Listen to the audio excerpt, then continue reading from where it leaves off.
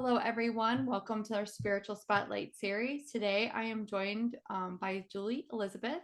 She is a licensed therapist, an author, and an embodiment coach with a passion for helping women overcome sexual shame and feel freer in their authentic self-expression.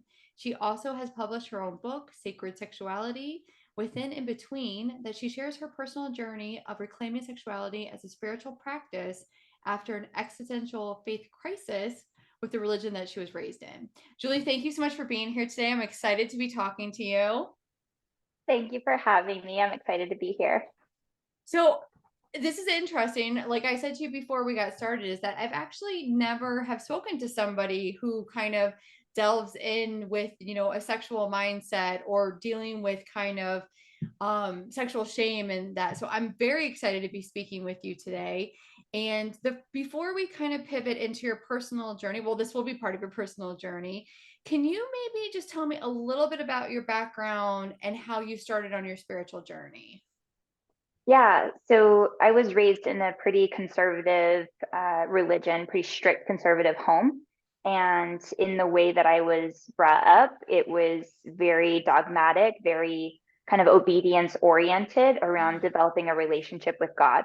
And so my definition of God was kind of through that lens. And I definitely had a spiritual connection, but it got kind of muddled up with some of the religious dogma. And so it was Yeah. really challenging because it wasn't just a church on Sundays type of environment. It was very much all encompassing, like your identity kind of gets infused with the religious culture. So that was the foundation of my spirituality. Yeah. So, can you share with us maybe a pivotal moment of your spiritual awakening or faith crisis that led you to deconstruct your beliefs and your identity? Yeah. So a little bit of context in my adolescent years, I really struggled because I felt like I had two sides of me, the side that was really trying to get it right and do everything perfectly. And my childhood didn't have a whole lot of stability in it. And so I think one Mm. of the ways I coped with that is trying to gain a sense of control by figuring out, okay, what are the rules and how am I supposed to follow them? So religion, ding, ding, ding, was perfect because it told me, here's the blueprint of how to be happy. And so I was kind of this perfectionistic, Mm. straight A type of teenager. Hmm. And when I would get overwhelmed and burnt out, as we tend to do when you're perfectionistic about life, when I would get burnt out trying to be perfect, I would kind of and I didn't check with you if I can curse down here, but I'm You can going to, curse, accept curse me. away. I So, love okay. somebody who curses, my friend. Okay, great. So I would hit a fuck it point, right? Where I'm just like, oh, I can't do this anymore. And I would totally break down and then I would rebel. But my rebellion looked more like, you know, I'm gonna go out with my boyfriend, or I'm gonna lie to my parents about spending the night at a girlfriend's house, and I'm gonna hang out with my boyfriend, or I was usually seeking connection Hmm. and something to make me feel a little bit more human. And so Yeah. I kind of vacillated between these places and would have so much shame after that because it was going against the rules, but breaking the rules was representing freedom to me. I was like, I need to be able to breathe and I need to be able to just be me. Yeah. Right. And so I kind of had these two polarized extremes in my adolescence. So I feel like that is an important context to what led up to my adulthood. Hmm. I kept following that path and following the prescribed lifestyle for me. And in that religion, they call it the plan of happiness. So if you follow these steps and live this lifestyle with everything that encompasses, this is how you'll be happy and you'll secure a place for eternal salvation in the afterlife, right? And so, I don't mean to laugh, but come on. oh, no, exactly. But like, there was a one point where I You really totally subscribed to subscribe to this. it. That's what you're taught. Yeah. Exactly. So when you're a kid, you're like, oh, I'm looking to my world to show me what to believe Yeah. and how to operate. So I went through the whole conveyor about like got married and the way I was supposed to get married to the type of person I was supposed to marry, like the checklist of things. Yeah. And I was probably, 21, 22, and I was trying my absolute best, still that same mentality of, okay, I'm married now, so any sexual behavior is acceptable, right? Like I don't have to be True. ashamed of that anymore. And I'm going to church and I'm doing all these things Yeah. and I'm reading my scriptures and, I'm praying, and I was really trying to do all of it. And I constantly felt like I wasn't good enough, constantly felt like I wasn't doing enough. And that prescribed lifestyle, the plan of happiness, wasn't making me happy. Mm. It was actually making me feel worse about myself and depressed, right? And so there was one day I just asked myself, okay, no one really knows for sure. So it's all belief, right? It's all what we put our faith in. And if at the end of it all, I discover that it's not this isn't the Mm. truth, will I regret the way I lived my life? And it was a resounding yes, like immediately, like a screaming yes. You can't keep living like this. This is crazy. And so I'm like, okay, that was the beginning. That was a pivotal moment for me when I asked myself that question Mm. and gave myself permission to be more true to myself. And Mm. so even then, I wasn't ready to leave the religion because it was all I knew. But I was like, there's no choice but to live this more authentically, Yeah. you know? Yeah. So, did you experience sexual shame in your marriage? Yes, because I had been sexually active before I got Mm. married. And that was a huge no-no. That was something to be very Oh, ashamed of. And so part of it was like, am I even worthy? Because to be in this relationship. yes. And so it was a big deal where I'm like, oh, you're willing to accept me with my past. Mm-hmm. And therefore, I entered the marriage feeling unworthy. And then we struggled to find that sexual chemistry. And actually, funny story, that was the first relationship that I chose to be abstinent in. Because again, pendulum swing, I'm going to do this the right way. I love this. You're like, ah.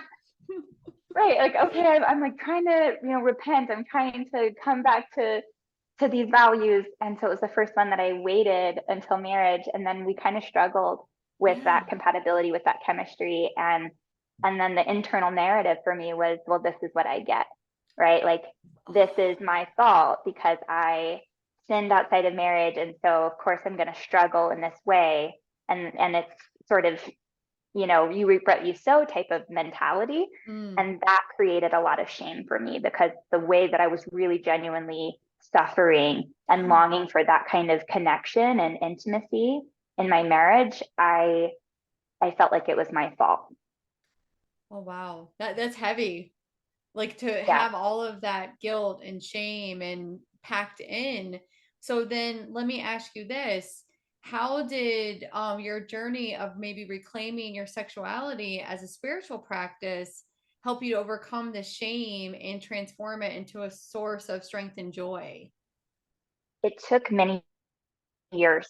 Mm. Actually ended up going through a divorce because it happened all in conjunction with my faith crisis, which again, because my identity was so wrapped in with my Yeah. religious beliefs, I had to kind of break and start from the ground up of what's actually true for me. Mm. What was taught to me, what did I just subscribe to as a belief system versus Hmm. what is true to me? And that included my spirituality. I had to redefine that before I could even think about what does sexuality mean to me? What does Right. it mean to be a sexual being?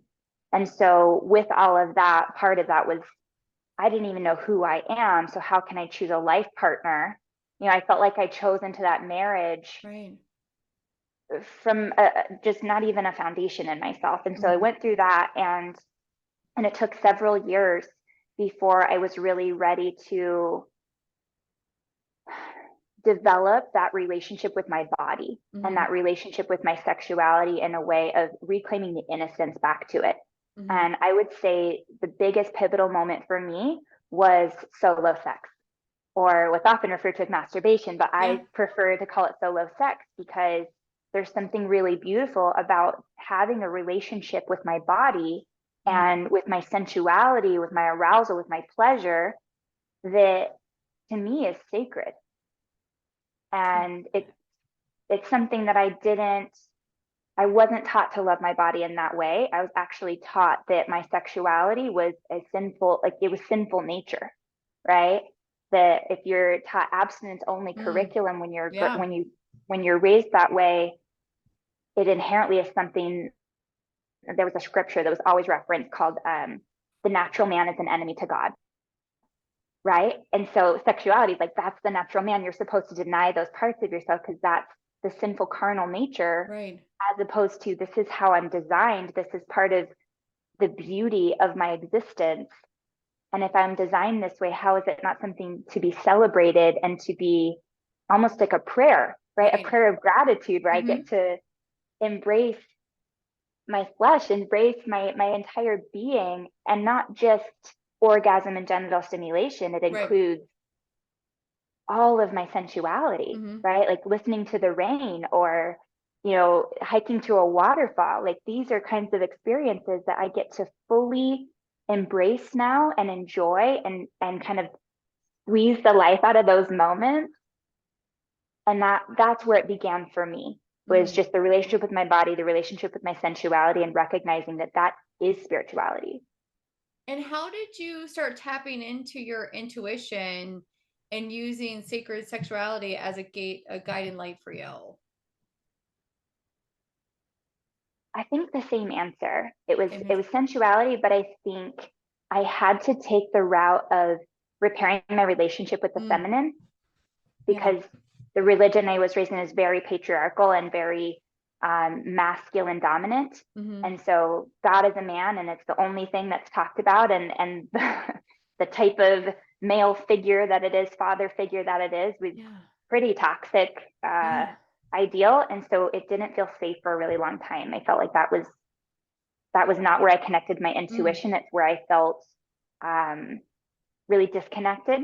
mm, And so what felt safest to me was going in nature and exploring things like meditation and exploring yeah. things like listening to my inner experience Mm-hmm. and my inner senses, and what was I feeling and what was I sensing, and what were some of those intuitive prompts. Mm-hmm. And that's where I really reconnected spiritually.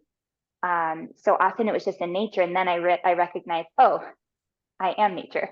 Like I'm a part of nature.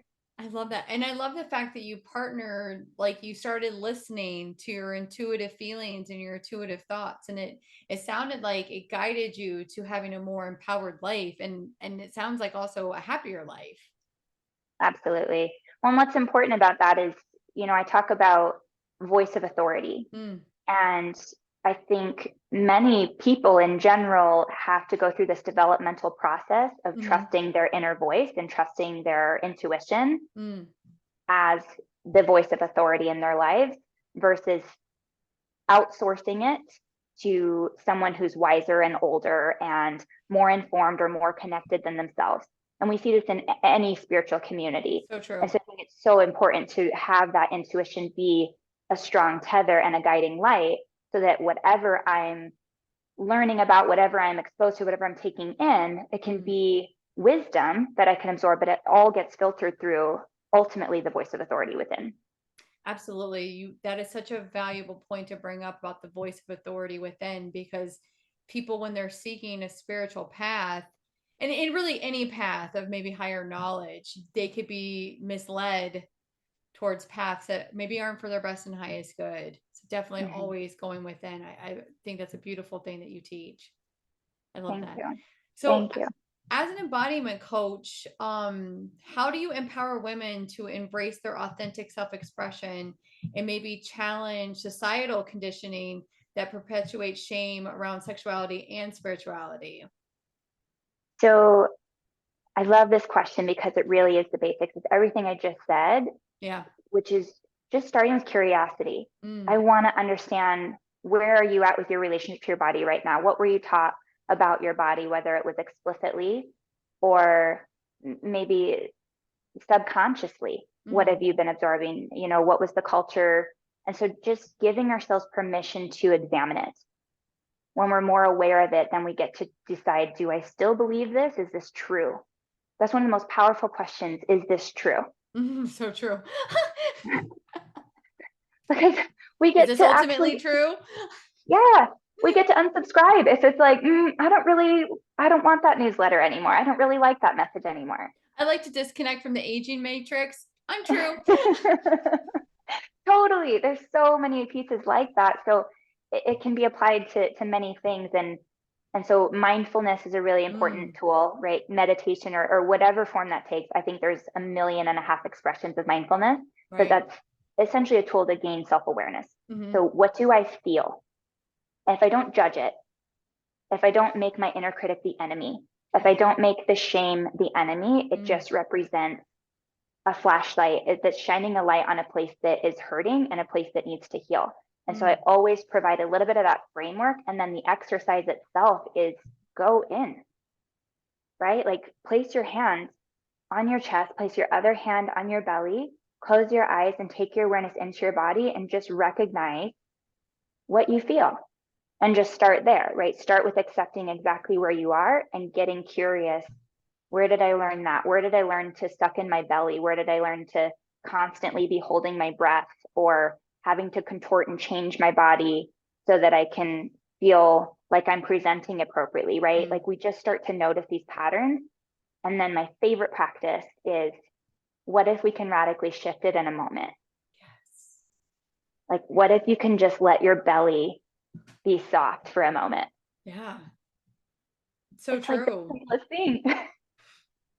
It's so true because especially from your background, I would imagine. Now, do you still like communicate with people that are within that religious group and everything? Like you're probably still friends with them and everything. So are there moments where you find yourself like holding in and you're like, okay, I'm gonna let this go?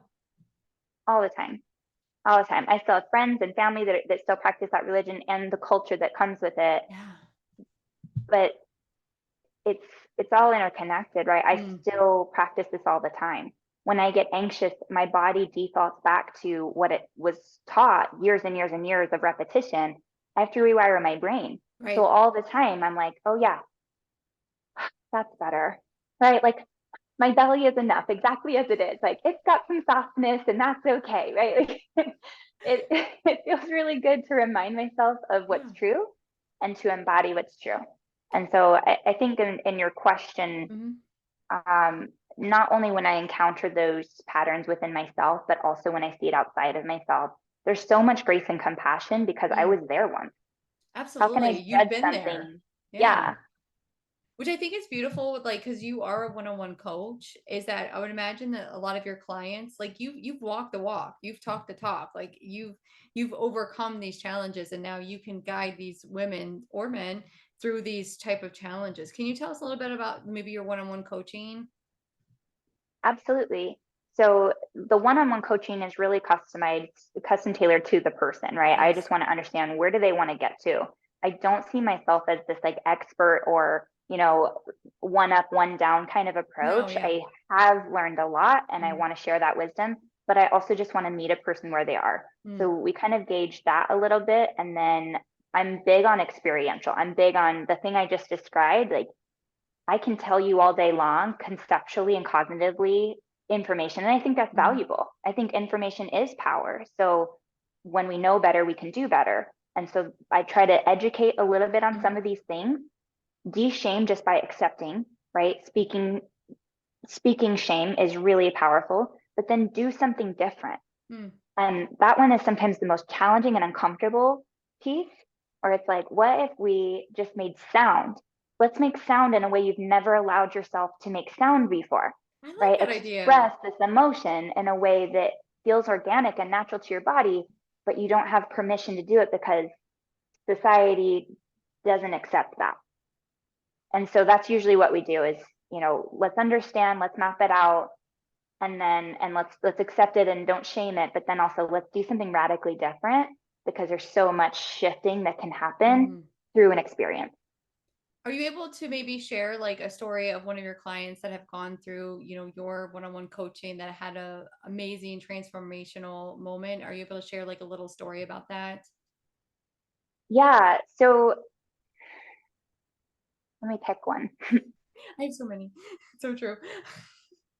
I love it. I think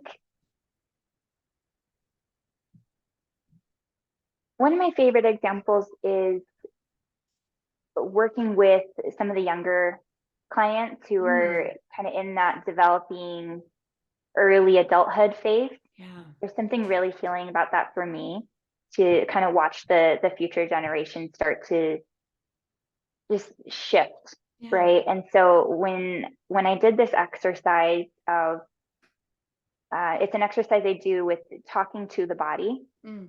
and just verbalizing the process that usually plays out, verbalizing all the things we usually tell our bodies. And sometimes that looks like really critical self-talk, right? So it's just an exercise of making that explicit and then flip the script and allow the body to speak instead and giving voice to the body. And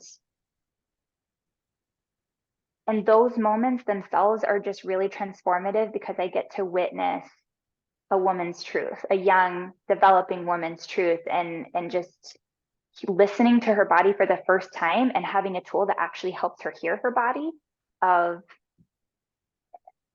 forgiveness. And so it's not like all of a sudden she was super sexually empowered, and like that's not my favorite kind of transformation moment. It's that one right there where she in that moment has an aha and a better relationship with her body because now she has that practice for the rest of her life. She has that practice.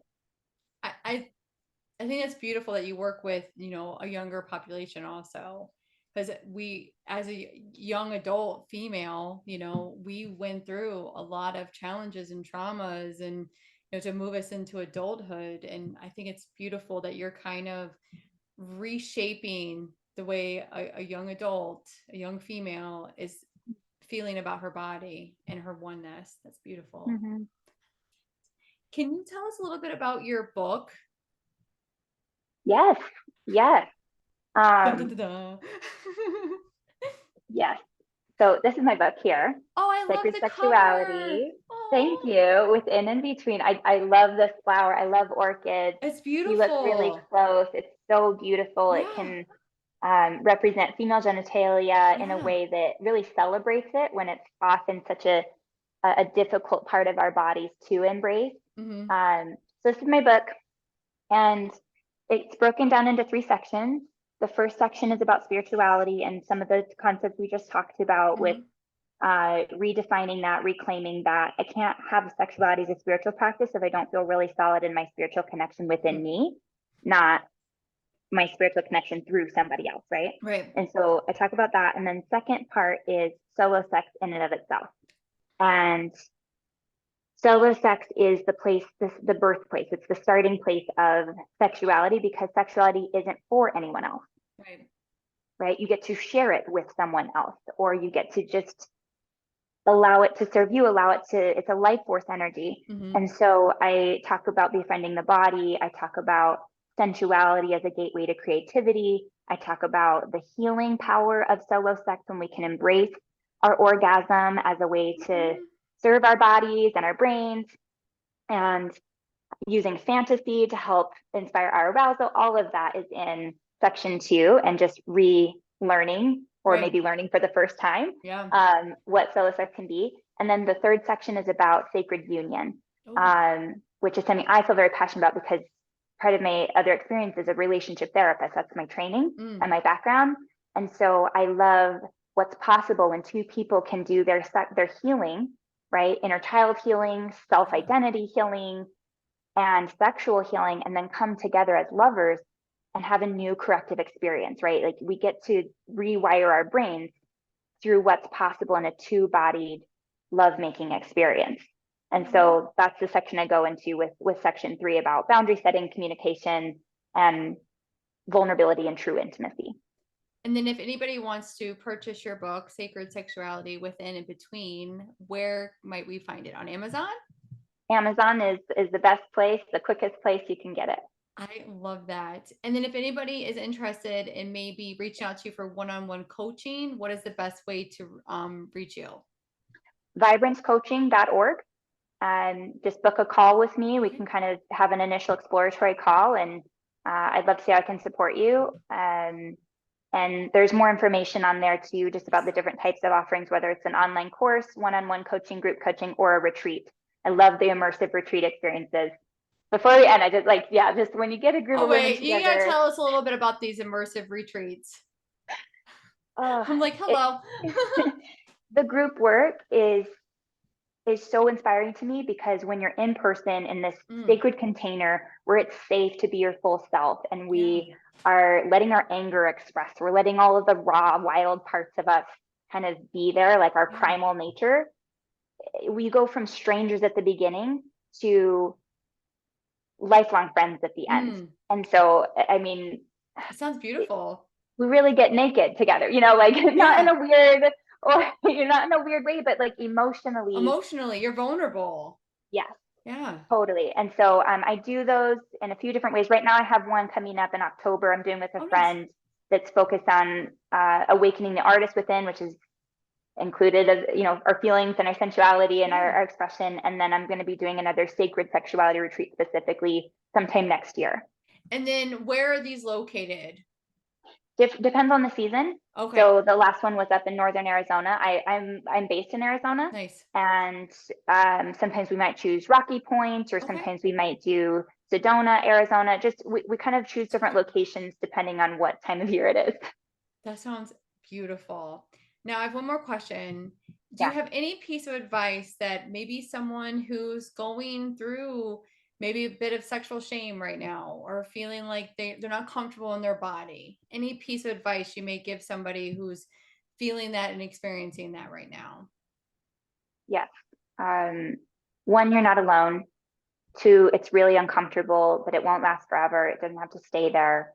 And three, just start where you can. Mm, Sensuality is on the same spectrum as sexuality. So if you take the pressure off of sexuality, especially if you've gone through trauma or whatnot, there can be a lot of shame in, like, my body is foreign to me. I don't, I feel broken, et cetera. There's a lot of that narrative. So if we can just take the shame off of orgasm or intimate intercourse, or sex mhm, itself, and just find what's pleasurable to you in what you currently are experiencing, how can mm, you expand that experience just through a mindfulness practice, right? Like I mentioned, listening to the rain. right. If you're just listening to the rain, can you start paying attention to how it smells? And can you reach out and feel the sensation of the water? Is it cold? Is it warm? Right? Like, just really embrace what do you like, Yeah. and just start there. Oh, that's beautiful. Well, Julie, I want to say thank you so much for coming on the Spiritual Spotlight series. You are wonderful. You are doing amazing work, and I look forward to talking to you again soon. Thank you so much, Rachel.